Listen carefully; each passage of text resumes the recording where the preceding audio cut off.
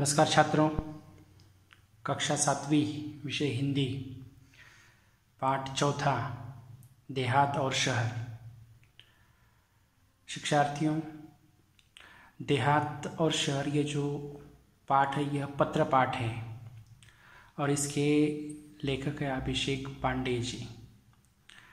अभिषेक पांडे जी के अगर बारे में कहे तो उन्होंने अपने साहित्यिक जीवन काल में अनेक समसामयिक विषयों पर अपनी कलम चलाई है, अपने साहित्य का विषय बनाया है।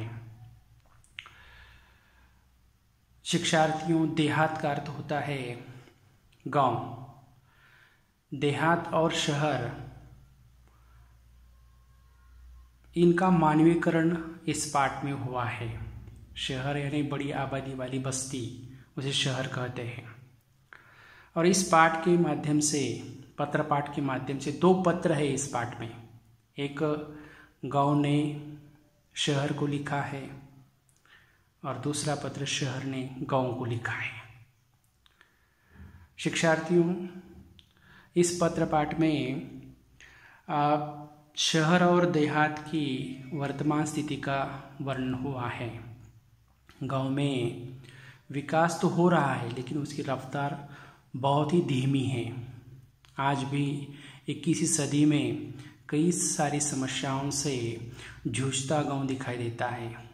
तो दूसरी तरफ शहर है कि वहाँ पर विकास तेज़ी से दिखाई देता है।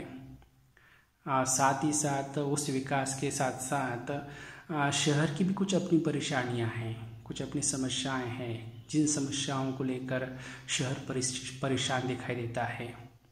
वह परेशानियां कौन सी है कि गंदगी की परेशानी है, बढ़ता प्रदूषण है।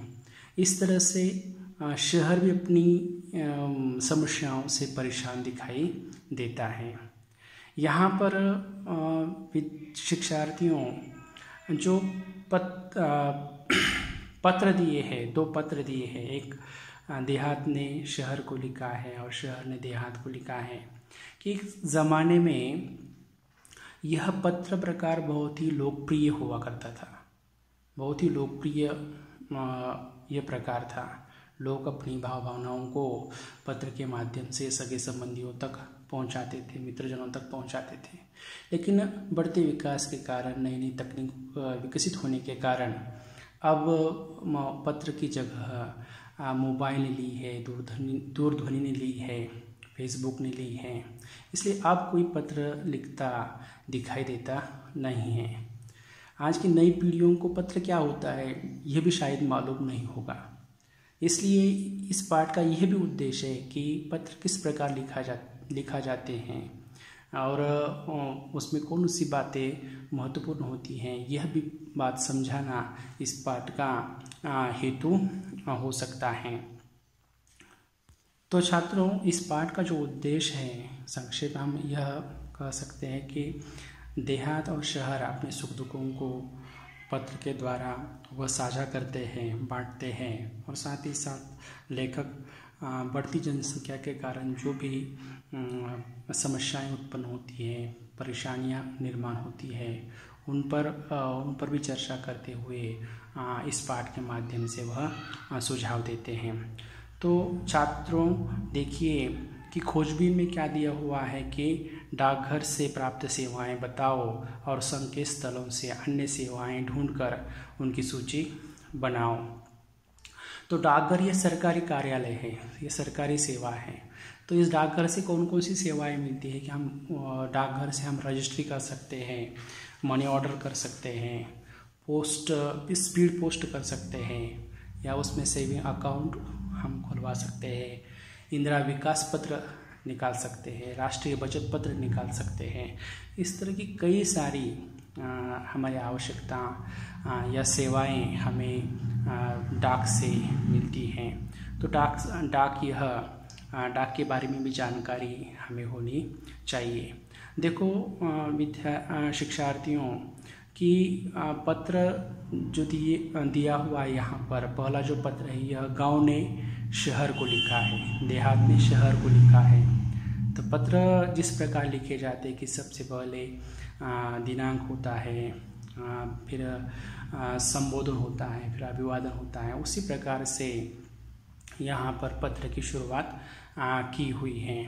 तो एक प्रकार से पत्र का जो ढांचा होता है वो ढांचा किस प्रकार होता है, सामान्य तौर पर अगर देखें, अगर कहे तो सबसे पहले उसमें उसके मजमून में यह होता है कि खुशहाली की पूछताछ होती है, एक दूसरे की खुशहाली की पूछताछ होती है। बाद में सहज विषय को लेकर मन की बात कही जाती है, किसी समस्याओं पर चर्चात्मक रूप से हल निकालने का प्रयत्न उसके माध्यम से होता है, और पुनः अंत में एक दूसरे की खुशहाली की कामना करते हुए पत्र की समाप्ति होती है। ये एक प्रकार का मजमून, एक प्रकार का ढांचा पत्र का देखने के लिए मिलता है या होता है। तो यहाँ पर भी विद्यार्थियों पत्र की शुरुआत इसी प्रकार से हुई है। तो शिक्षार्थियों पत्र की शुरुआत करते हैं। सबसे पहले दिनांक दिया है जो कि पत्र में बड़ा महत्वपूर्ण होता है। दिनांक 1 अगस्त 2017 को यह पत्र लिखा हुआ है। प्रिय मित्र शहर, नमस्कार। संबोधन और अभिवादन। यहाँ पर संबोधन क्या है, प्रिय मित्र शहर, और अभिवादन क्या है, नमस्कार। कल तुमसे बात हुई, मेरे सुख दुख के संबंध में पूछा, धन्यवाद।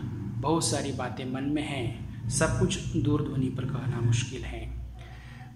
यहाँ पर गांव शहर को धन्यवाद देता है। क्यों? क्योंकि शहर ने उसकी खुशहाली की पूछताछ की, सुख दुख की पूछताछ की, इसलिए। और साथ ही साथ गांव कहता है कि सारी बातें दूरध्वनि पर कहना मुश्किल है, इसलिए वह पत्र उसे लिख रहा है ताकि अपनी मन की पूरी बात शहर को सुना सके या बता सके। अब मैं अपना दुखड़ा क्या रोऊं, चलिए इस बार कुछ अच्छी बातें भी तुमसे साझा करता हूँ। डिजिटल क्रांति का थोड़ा असर हमारे गांव में भी दिखाई पड़ने लगा है। मोबाइल के माध्यम से नित नवीन सूचनाएं हम तक पहुंचने लगी है। स्वच्छ ग्राम स्वस्थ ग्राम परियोजना घर घर तक पहुंच गई है। ग्रामजन भी शिक्षा, स्वास्थ्य, रोजगार, खेती के नवीन औजारों और आधुनिक खेती की पद्धतियों को थोड़ा थोड़ा जानने लगे हैं। घर घर में शौचालय हैं, जैसी सुविधा के प्रति लोग जागरूक हो रहे हैं। शौचालय जैसी सुविधा के प्रति लोग जागरूक हो रहे हैं। यहाँ पर गांव कहता है कि हर बार जो रोने की बातें जो होती हैं या कमियों की चर्चा होती है, अभावों की चर्चा होती है, इनका रोना होता है, यह अब इस बार नहीं करेंगे। गांव कहता है कि इस बार कुछ अच्छी बातें करेंगे, जो अच्छा परिवर्तन हुआ है उसकी चर्चा करेंगे, ताकि हर बार अगर बुराइयों की हम चर्चा करें, कमियों की ही चर्चा करें, अभावों का ही विचार करते रहें, तो उस प्रकार मन भी बन जाता है, मायूस हो जाता है। इसलिए यहाँ पर गांव कहता है कि कुछ इस बार अच्छी बातें तुम्हें मैं बताना चाहता हूँ। वह अच्छी बातें कौन सी हैं कि डिजिटल क्रांति का असर का अर्थ क्या होता है शिक्षार्थियों, परिणाम। असर का अर्थ क्या होता है, परिणाम। डिजिटल का अर्थ क्या होता है, डिजिटल क्रांति यानी दैनिक जीवन से जुड़ी बातें, जो कि बहुत सारी बातें ऑनलाइन हो गई हैं। जैसे कि हम मोबाइल के माध्यम से बिजली का बिल भरते हैं, बुकिंग करते, रेलवे टिकट का बुकिंग करते हैं, फेसबुक ट्विटर के द्वारा या मोबाइल के माध्यम से सारी दुनिया एक दूसरे से जुड़ी हुई है। यह सारा परिणाम डिजिटल क्रांति का है। तो यहाँ पर गांव कहता है कि डिजिटल क्रांति का असर हमारे गांव में भी देखने के लिए मिल रहा है। अब लोगों को प्रत्येक दिन नई नई बातें सीखने के लिए डिजिटल क्रांति के कारण मिल रही हैं। और साथ ही साथ गांव यह कहता है कि इस डिजिटल क्रांति के कारण लोग स्वच्छता के प्रति जागरूक हो गए हैं, और उन्हें मालूम पड़ा है कि स्वच्छता से सेहत भी अच्छी बनती है, आरोग्य अच्छा बना रहता है। इसलिए स्वच्छ ग्राम स्वस्थ ग्राम परियोजना के कारण लोग जागरूक हुए हैं। प्रत्येक घर में शौचालय बनाया जा रहा है, उसका उपयोग भी लोग करते दिखाई देते हैं। साथ ही साथ और कौन सी नई नई बातें गांव में हो रही हैं कि ग्रामजन शिक्षा के प्रति, स्वास्थ्य के प्रति, रोजगार के प्रति, खेती के नए नए औजारों के प्रति जानने का प्रयत्न कर रहे हैं, उनके बारे में प्रयोग कर रहे हैं। और यह सारा जो परिवर्तन गांव में होता दिखाई दे रहा है या हो रहा है, यह सारा इसकी वजह है डिजिटल क्रांति। तो विद्यार्थी मित्रों, अब पाठ का पहला परिचित हमने देखा है। शायद आपको यह समझ में आया होगा। विद्यार्थी मित्रों, यहीं पर अब हम रुकते हैं। अगले वीडियो में इस पाठ को कंटिन्यू करेंगे।